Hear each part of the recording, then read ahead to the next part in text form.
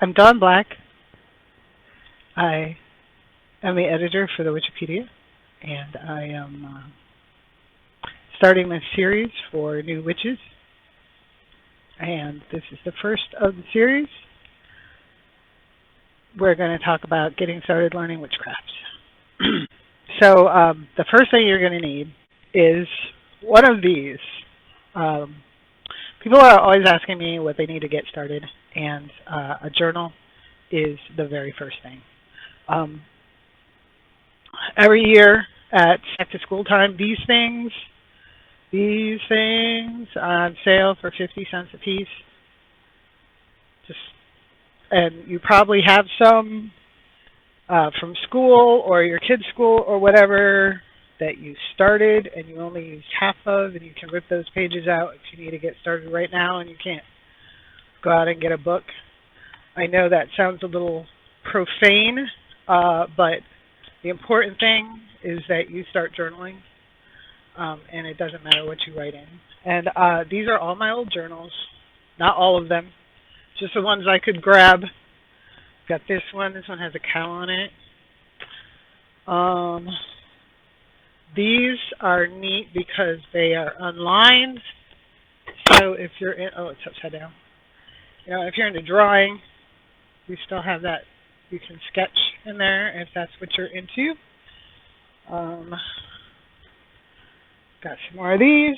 I got a pretty one. So these are all filled up. The first thing you need to learn to do is to observe yourself and to observe others.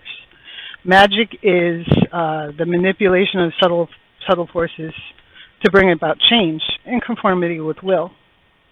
That means that you are going to manipulate energetic forces, and you have to learn to observe them first. You have to be able to see them. And that does not mean that you have to develop some special sight that you can see people's aura colors necessarily. Some people can do that. That doesn't make a witch. It's, you know, cool to be able to do that, but it's not necessary. But if you just, if you observe your surroundings, you want to analyze your own feelings, situations that made you feel certain ways, people that made you feel certain ways, places, how did things make you feel, how do other people react to things. If you are into plants, you want to observe plants. If you're into animals, observe animals. These subtle forces that you observe will allow you to manipulate them later. I mean, once you learn them, you can, you know. There's energy in plants. We have these correspondence tables that you do not have to memorize. They are there to look up. But if you spend time observing your plants, for example, seeing how they grow, seeing how they taste, seeing how they smell, seeing how they make you feel, then you will learn how you can use them to manipulate the energy around you to cast a spell, to make that energy conducive to your goal, which is really all that casting a spell is. And you would record those observations in your journal, whatever your journal looks like. If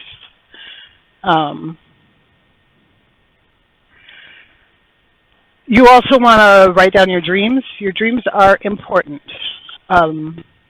Dreams offer us a view into our unconscious mind. When we're doing magic, it is our unconscious mind that connects to the energetic universe. Not everybody believes this, but I believe that all of our unconscious minds are connected through time and space. So that everything that everybody ever knew back in history, I know this sounds a little woo-woo, but is there. It's in there somewhere, and you just have to access it. There's a lot of times when we're thinking about something, we don't know the answer, and it just comes to us, or we can dream it. Dreaming is important because it allows us, messages come to us more easily in dreams.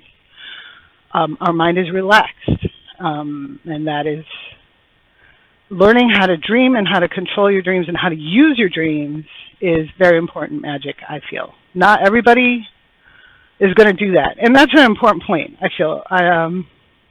Witchcraft is unique to the individual. The thing that makes witchcraft witchcraft is that we practice it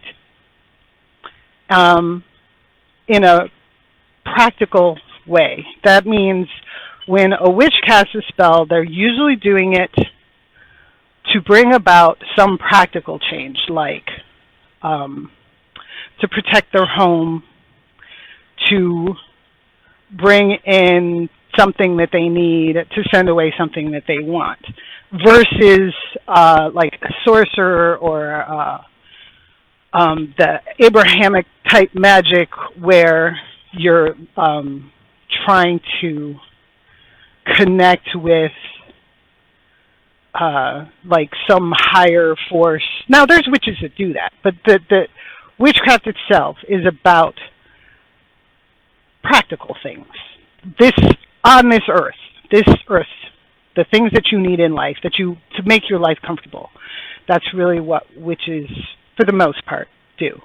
Now, witchcraft is practiced within lots of religions, within lots of cultures, and there's variations, and every single person is going to do something different. I see a lot of beginners asking me about different types of witches,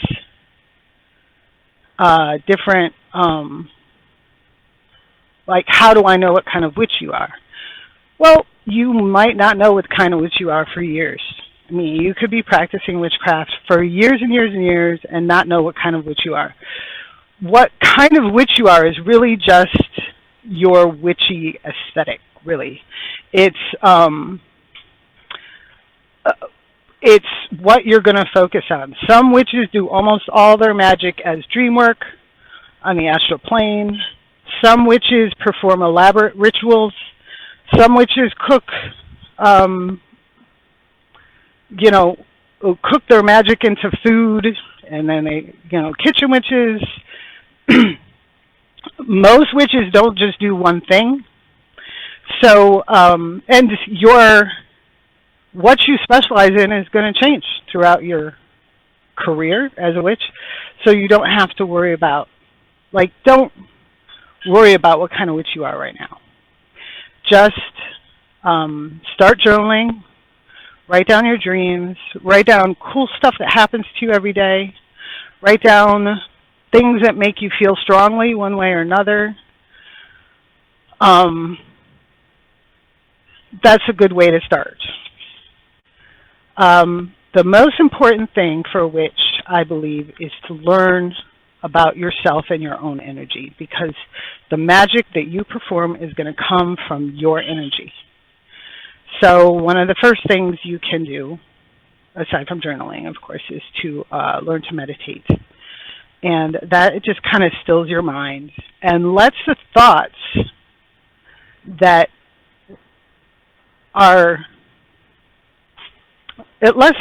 need to come through. A lot of people, when I suggest meditation, say, well, I can't clear my mind, so I can't meditate. But that's not really what meditation is all about. It's about just kind of letting it all just go through your head and then back out again and then back in.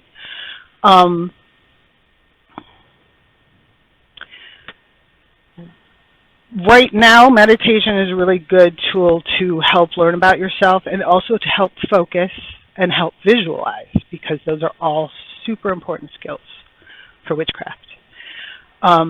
You will see it in many spells. They'll say, now visualize this, or, and meditation can help you learn that skill. The first thing you need to do is just learn to let it go. Some people have trouble sitting still, and that's okay. You do not have to sit still and meditate. You can practice yoga. You can practice any of those moving, energetic, meditative, energetic exercises. You can meditate while walking in a safe place, obviously. So you don't have to sit still. So you just have to breathe deeply, pay attention to your breath for a little while your mind stills and calms down. And thoughts are going to come into your mind, and that's okay. And you're going to acknowledge those thoughts, and you're going to say, okay, I see you. And then you're going to move on, and that's okay. And then more thoughts are going to come. And if something is really bothering you in your meditation, you need to write that down in your journal, because that's something you need to focus on. And as you do this, you'll learn more about yourself. You'll learn what can calm you down and how you can focus. You can try different methods of meditation. Do you meditate better with a crystal? Do you meditate better with a candle? Does certain incenses help you? If you set up a ritual, that will help you slip into meditation quickly. So if you set up a ritual, and it works not just with meditation, but also with spell work, if you do the same thing every time you're going to set down to do something, then your brain slips into the proper mind space to do it quickly. So, so when you're sitting down to journal, which you're going to do hopefully when you first wake up in the morning to write down your dreams, and at the end of the day to just unload, and when you meditate, and you can do that all as part of the same thing. You can sit down, light a candle maybe light some incense, maybe put on some music. I'm fond of drums, just drum music. Some people like heavy metal. It doesn't have to be nature sounds. Whatever you like. It helps if it's the same music. Or sit in the same place every time. If you have that ritual, then everything is going to kind of slide. Your brain is going to slide into the right spot, the right headspace, much easier, and it's going to help you focus. A lot of people seem to think they need to buy a lot of stuff to learn and practice witchcraft, and that is, to me, that's really kind of sad to me, because it's just kind of like it's not true. There's lots of cool stuff you can buy. There's lots of cool witchy stuff. There's lots of sparkly things and journals that are extra, witchy and look cool, but all you really need to practice witchcraft is your own brain, and you need to train it. And I feel like the journal and learning meditation is going to help train it, so that you can develop more. And if you feel later on, you say, I want some cool tools. I like crystals. Crystals help me meditate. That's great. Or I really like plants. They help me feel connected to the energy of the earth, which makes me feel powerful. That's wonderful. I like to have this ritual knife because it makes me feel powerful. That's good. But none of those things are necessary, especially just to begin. If you pick something up and it makes you feel strong, it makes you feel powerful, it makes you feel witchy, then you should totally get that thing if you can and if you want it. There's a lot of tools you can make yourself. There's a lot of things that can be substituted for other things. like a scrying mirror, you can use a bowl of water for a scrying mirror, or just any mirror, or for, you know, a wand, you can make your own. For a broom, you can go and just buy a wooden broom. You don't, and of course none of these things are necessary, but if they make you feel witchy, then you should use them, because that is the whole, anything that puts you in that headspace is going to make your spell work more effective and easier for you to do. So I guess I can tell you what's in my journal. So this is from 2016. And I talk about my son turning 20. And I also talk about like things that happened, like my children's behavior and the things I tried to make their behavior better and how it worked and things like that. And that's important for witchcraft, is to experiment, to see what works. So you write down, and that's one of the important things to put in your Book of Shadows. When you write a spell in your Book of Shadows, you're going to write down your spell. And then after it's written down and you've gone through it, and then you're going to do the spell. And then you're going to write notes, like how did you feel while you were doing it? How did it,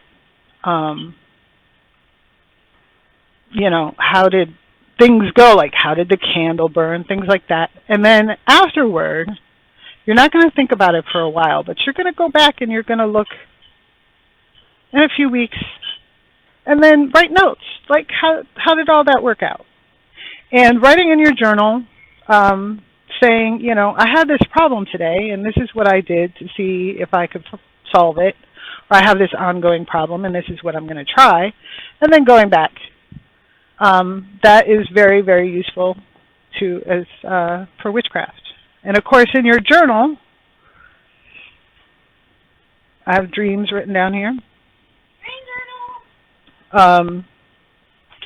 In your journal, you're going to write down little things that you learn along the way. If you go out in your yard and you find a plant and you don't know what your plant is, you can take a picture with your phone and get an ID. There's lots of apps to get an ID. There's Facebook groups that are just wonderful for plant IDs. So you can get an ID for your plants, and you can write it down in your journal, maybe sketch if sketching is something you do. And then you can go ahead and look that up and see what it's good for and write all that in your journal. And when you do find a plant, you know, don't just look it up. You wanna once you've ID it, make sure it's safe. It's not gonna hurt you.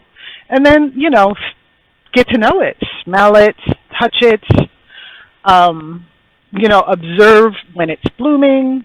I like to take pictures of plants in my yard and then go back and visit them again. And I write all that in my journal.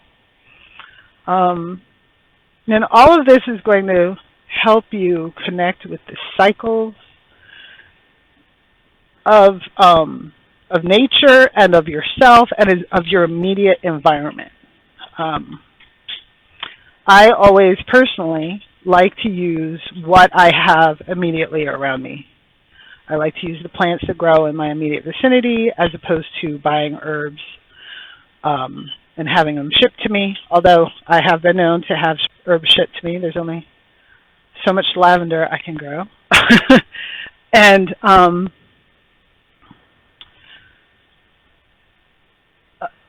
so I spend a lot of time getting to know the plants, and that's, I mean, keeping the journal, that goes on forever, really. And then I like to copy the useful information that I got from all that journaling into my Book of Shadows. So the next thing, so the first thing you want to learn, the first thing you're doing is journaling. You're going to journal your dreams. You're going to journal your observations. The second thing you're going to do is learn to meditate, learn what works for you. And the third thing you're going to do is learn about energy. And all of that really goes together, because when you're journaling, you're making observations, you're learning about your energy. But there's a few things that you can do to learn about, like just kind of play with your energy and see about like manipulating it and raising it. And so I'll give you a couple of quick little exercises to do. And one of them, the first one is you just take your hands and you can kind of move them close together until you can feel your other hand. And so to me it feels like kind of it's a little warm and bouncy. And if you don't try rubbing your hands together and then try it again, because that kind of brings some energy to the surface. Let's see, and now my hand's a little farther apart, I can feel it. So you can feel that energy, and then you can kind of, that energy is going to be, that is the energy that you use for magic. It is like a magnet.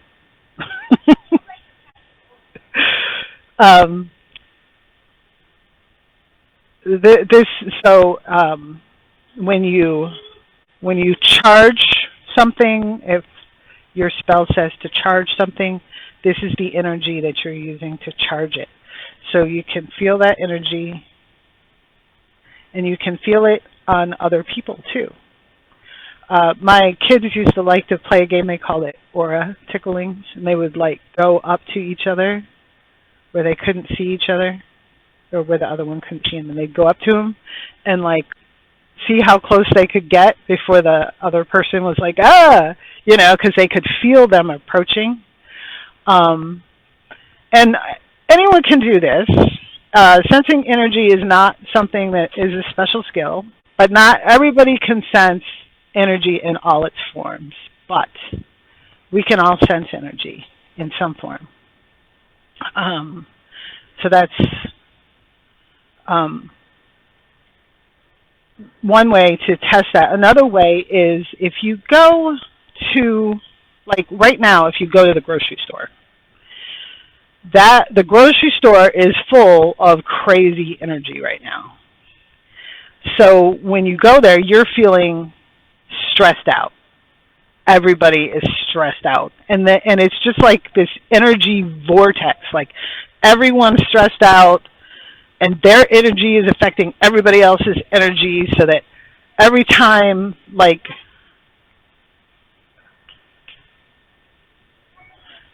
so that everybody is getting more and more and more stressed out. This is like a huge energy, like, I can't even think of the word, but it's exponential. And so you, and that's an extreme example. You know that there are people who walk into a room and the level of fun and joy goes up. And there are other people, when they walk in the room, that the level goes down.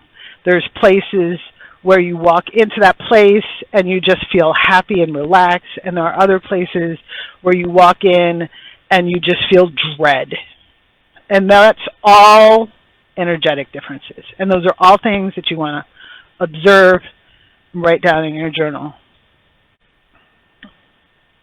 So all of those, and as you observe those, you observe how these changes in energetic levels are made, you can learn how to change your own energy to counteract that, or to bring in that sort of energy that you're looking for. So a spell is basically creating an energetic environment to attract a situation that you want, or to keep the energy that you don't want out.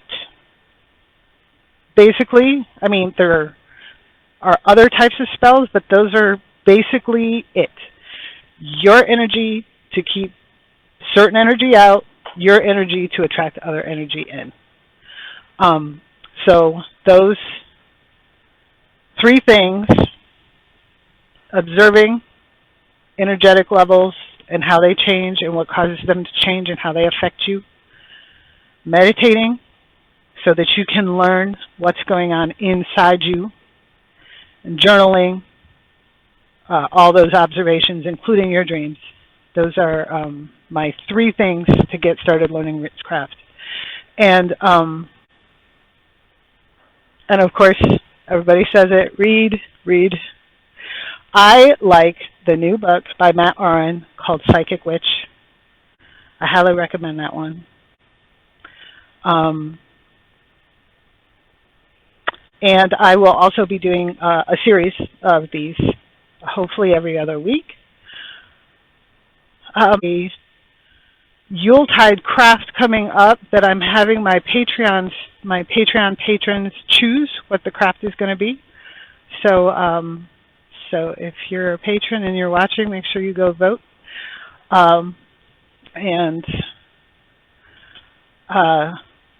Yeah, so if you have any questions, I would love to answer your questions.